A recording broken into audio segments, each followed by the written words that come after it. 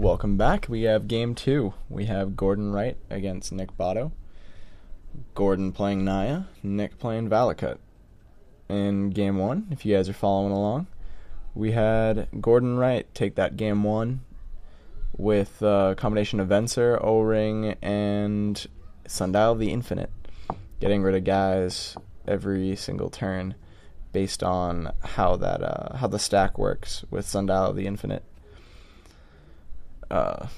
Venser would blink the O-Ring. O-Ring would go off, whatever it was on. Sundial of the Infinite, it on the stack. And what happens is the card goes away because it never comes back to the battlefield. So, turn 1 for Nick, he passed. Turn 2, Gordon played a Forest and a Birds. Turn 2 for Nick, he played a Mountain. And turn 2 for Gordon, played a Seachrome and passed. And this is where we are currently in the game state. We have Nick at 3 lands, and Gordon at 2. Well, technically 3 if you really count the Birds, but it's good to even up your mana when you're playing against Valakut if you need to do anything fast. So Gordon's going to end up playing Beast Within on the Forest, shutting him off green. Key color to shut Valakut off of. They usually run between 6 and 8. Green sources in the main board, at least as far as I've seen. Maybe a little bit more if you're talking about Raging Ravine, but Raging Ravine depends on the build. So Lotus Cobra will hit the board for 2 mana. And also cracking a Misty. Misty comes in, finding a blue. So right now, still also sitting at 3 mana. If he wants to play something.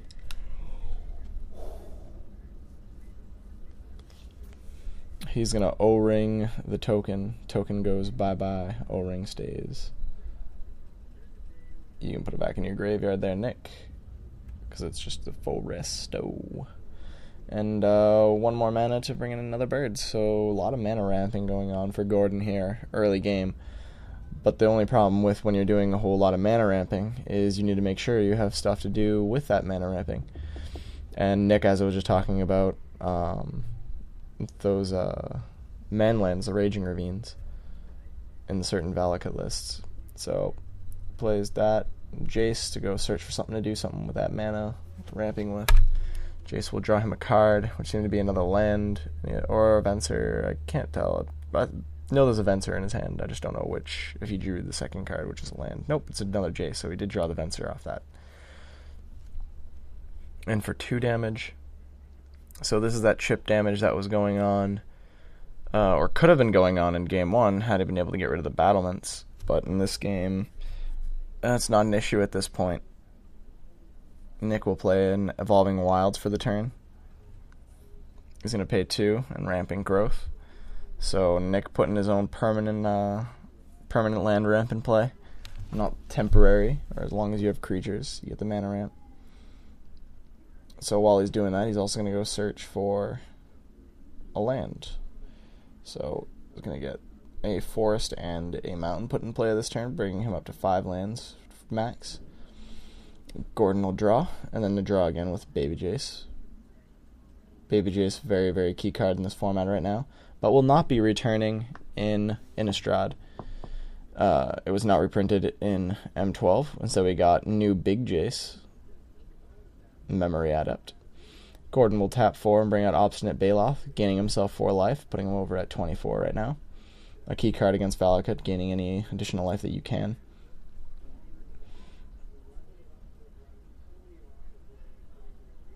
It forces extra turns. They can do 18 damage like nobody's business, as easy as they really want to.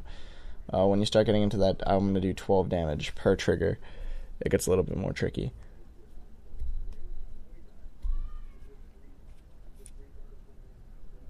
But you have to know which battle plan they're going for if you're playing against it.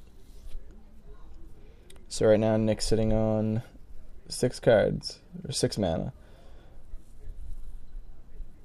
Now, right here, what I would say is, game 1, you didn't see a lot of counter spells from Gordon. In fact, I don't think you saw any. Right here, you play it, and you see... You play a Titan if you have it, and you see what happens. There shouldn't be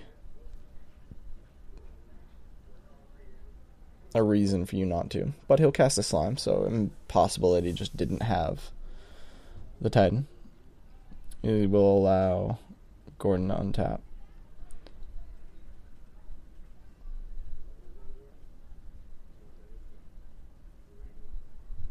Looking over his hand, he's going to have both players draw a card, get some utility out of that Jace, keep getting those extra cards. You can afford to, in certain situations, to give your opponent a card. I'm not entirely sure if this is one or if it isn't one, a situation where you can, because it's not like it's extremely dire in any circumstance to do so. But Gordon will drop a Venser.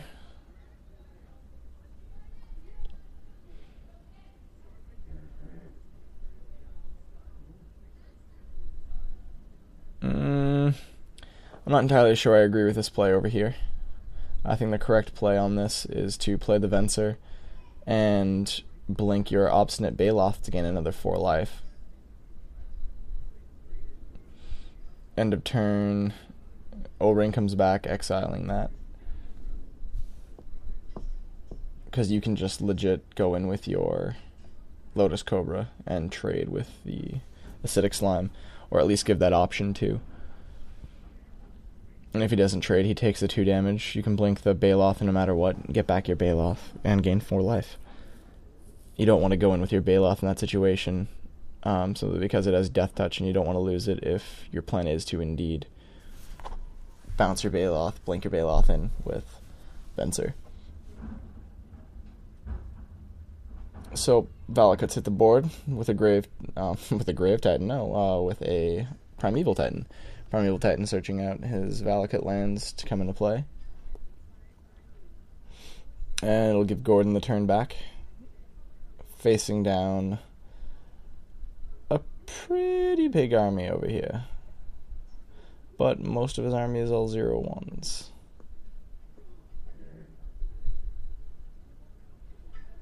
That is actually accurate. His army is mostly 0/1s.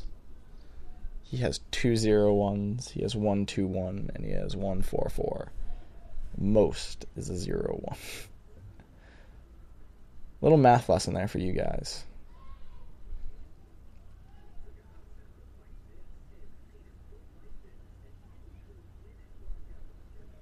Venser, debating the ability usage on Venser. Myself, I think the appropriate play here is you blink the Oblivion Ring and Sundial of the Infinite. Actually, no. I think you just blink it. I don't think you really worry about the extra land destruction right now off of Acidic Slime. Oh, it also destroys enchantments, but it comes back in before the triggered ability. So you blink it, Acidic Slime comes in, he'll destroy a land, and then end of turn, it comes back, and you have no problem. And you take out the Primeval Titan. That makes a little bit of sense.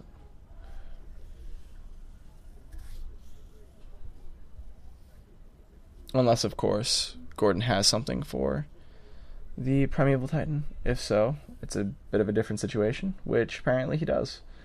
So, in retrospect, Gordon made the correct play.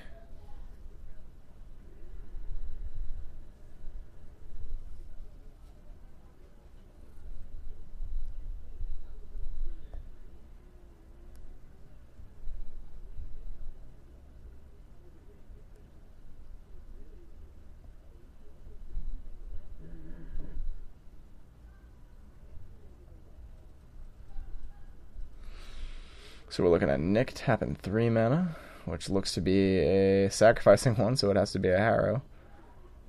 Harrow comes in. That's going to be 18 to the face over here. 1. Yep. 1, 2, 3 Valakut triggers per land. So 3, 6, 9. 9 times 2, 18. 18 damage coming in, which is going to leave Gordon at 6, if I remember correctly.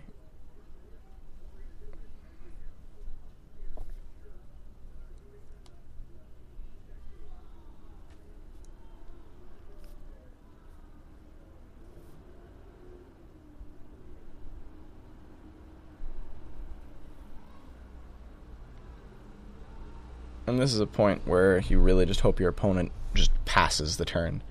But that's probably not going to be what happens here. 6, 7. Green sun for 6, which guess what that's going to go after.